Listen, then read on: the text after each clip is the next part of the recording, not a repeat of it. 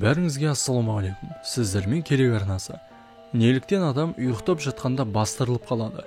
Бастырылып қалу адамның түнде оянып қозғала алмауы. Сонымен қоса бөлмеде бөгде адамның бар екенін сезіну. Ертеде бұны жын шайтандардың әрекеті деп түсіндіреді. Әдетте дене мүшелеріміз ұйықтап жатқан кезде артық қозғалыс жасамау үшін істен шығады екен. Бастырылып қалу ми әлі ұйқыға кетпеген немесе оянған кезінде болады. Шамамен адамдардың 7% түнде бастырылып қалып жатады. Бұл көбіне шалқасына жатып ұйықтаған кезде болады. Түсте аян беру. Кейде бір нәрсені көп уақыт бойы ойланып, бірақ шешімін таппай жатамыз. Сондай сәттерде миымыз түс арқылы мәселенің шешімін көрсетіп жатады. Ең бастысы есте сақтап қалу. Бәрімізге белгілі Дмитрий Менделеев ұзақ уақыт бойы құрастыру үшін бас қатырған кестені түсінде көрген екен. Дәл осы жағдай ғалым Кекуледе де болған. Ол түсінде бензолдың формуласын көрген екен. Кейде біздің миымыз біз үшін қиындық тудырған сұрақтың жауабын алдын ала білуі мүмкін, бірақ оны өзіміз байқамаймыз. Сондай сәтте аян берілетін түс көру жиі кездеседі екен. Ал сіз ұйықтап жатқанда жиі бастырылып қаласыз ба? Ұйықтағанда сөйлеудің сыры. Бәріңізге ассалаумағалейкум. Сіздермен керек арнасы. Ал сіз ұйықтағанда сөйлейсіз бе? Дәл қазір осыны комментарийге жаза кетіңіз. Видеоға лайк басып, комментарий қалдырып, қоңыраушаны басып қойыңыздар. Кей адамның ұйықтап жатып сөйлейтін кездері болады. Алайда, әлі күнге дейін оның себебін ешкімде дөп басып айта алмаған. Мамандардың айтуынша, ересектерге қарағанда ұйқыдағы балалардың сөйлеуі жиі ұшырасады. Балалар күні бойы түрлі эмоцияны бастан кешіріп, содан алған әсерлермен ұйқы кезінде бөліседі екен. Яғни, мидың қозуы сөйлеу орталықтарын іске қосады. Ересек адамдар балалармен салыстырғанда ұйқы уақытында едәуір аз сөйлейтін болып шықты. Мамандар үлкендердің ұйқы кезіндегі әңгімесін екіге бөледі. Ұйқыға енді батқан кездегі және қатты ұйқыда жатқан кездегі сөйлеу.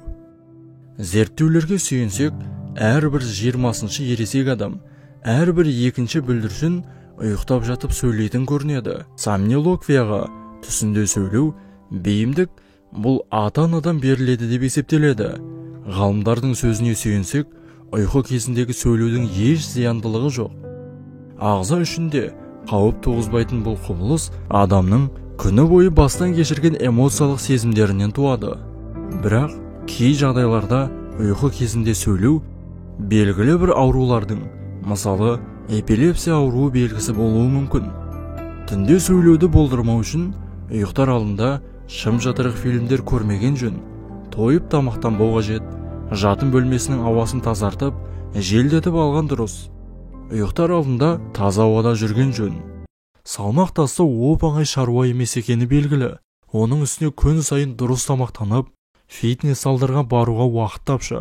Ал артық салмақ күнделікті жүйкеңізді жұқартып, дене бітіміңізге қараған сайын көңіліңізді түсіреді. Олай болса сізге ұйқыға көңіл бөлу керек. Ұйқы тыныш болса, көңіл күйіңіз көтеріңкі, сымбатты адамға айналасыз. Ол үшін не істеу керек? Әрине жоғарыда айтып өткеніміздей, фигураны әдемілеу үшін міндетті түрде тағам калориясын азайтып, жаттығулармен шұғылдану маңызды. Дегенмен диетологтар тез әрі оңай салмақ тастаудың тәсілін ойлап тапқан екен. Ұйықтап жатып арықтаудың да жолдары бар екен. Протеинге бай коктейль ішіп жатыңыз. Арықтау үшін кешкі тамақтан бас тартқан дұрыс. Оның орнына ұйқыға жатардан жарты сағат бұрын протеинге бай коктейль ішкен пайдалы. Ал аш қарынға жатсаңыз, өте жай арықтайсыз. Зерттеулерге сүйенсек, кешкілік уақытта коктейль ішіп жүргендердің зат алмасу жүйесі жақсы жұмыс істеп, қан қысымы төмендеген. Сол себепті де пайдалы коктейль ішуді әдетке айналдырған дұрыс. Жарықты сөндіріп ұйықтаңыз. Түнгі ұйқы тыныш болу үшін жарықтың бәрін сөндіріңіз. Тіпті көмескі жарықтың өзі ұйқыңызды бұзуы мүмкін. Мұндайда ағза түні бойы демалып, ертеңгі күнге дайын бола алмай қалады. Сосын күні бойы ұйқылай жүресіз. Кімде-кім аз ұйықтаса, немесе түнгі ұйқысы бұзылса, салмағы түспей бір орында тұрып қалады. Сондықтан да денсаулығыңызға көңіл бөліп, ұйқыны барынша қандыруға тырысыңыз. Ертеңгі күніңізге дайындалыңыз. Таңертең апыл-ғұпыл жұмысқа қарай жүгіргіңіз келмесе, кешкі тамақтан кейін ертеңгі күнге дайындалыңыз. Мәселен, таңғы асқа арналған азық-түліктерді дайындап, жұмысқа алып кетуге болатын тіске басырлар әзірлеңіз. Сөмкеңізге керекті заттарды салып, киіміңізді үтіктеңіз. Міне осындай кішігірім дайындықтың өзі сіздің қимыл қозғалыс жасауыңызға көмектеседі. Осылай дайындалып жүргенде қалай шаршағаныңызды байқамай да қаласыз. Нәтижесінде ұйқыңыз тыныш болып, арықтауға аз да болса бір қадам жасаған болып есептелесіз. Салқындау бөлмеде ұйықтаңыз. Ғалымдардың соңғы зерттеуі дәлелдегендей, бөлме температурасы 19 градус болса, адам өте жақсы ұйықтайды екен. Оның үстіне дәл осындай уақытта өте пайдалы майлардың көлемі артып, арықтауға септігін тигізеді. Ал керісінше 23-25 градус жылылықты жақсы көретіндер таңертең маужырап тұруы ғажап емес. Әсіресе жатын бөлменің ауа температурасын салқындатуға тырысыңыз. Егер бөлме салқын болса, жылы киіммен немесе шұлық киіп алуға болады. Алайда жылытқыш пен пеш қосудың қажеті жоқ. Өздеріңізде білетіндей, мұндай пештер ауаның ылғалдылығын төмендетеді.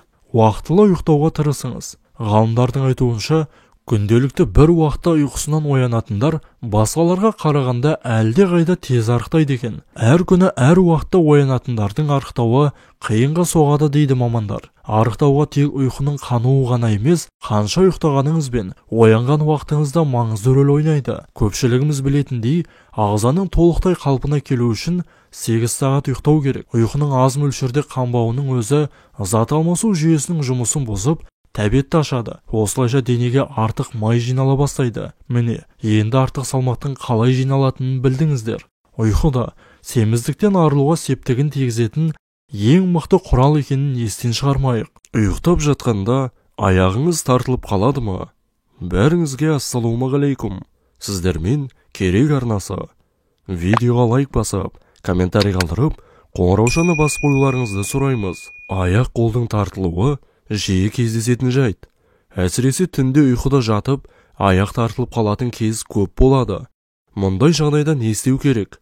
Соны қарастырып көрейік. Аяқ тартылғанда ауырсыну қатты болады. Ұйқыда жатып оянып кететініміз де содан. Орташа есеппен аяқ 5 секундтай тартылады екен.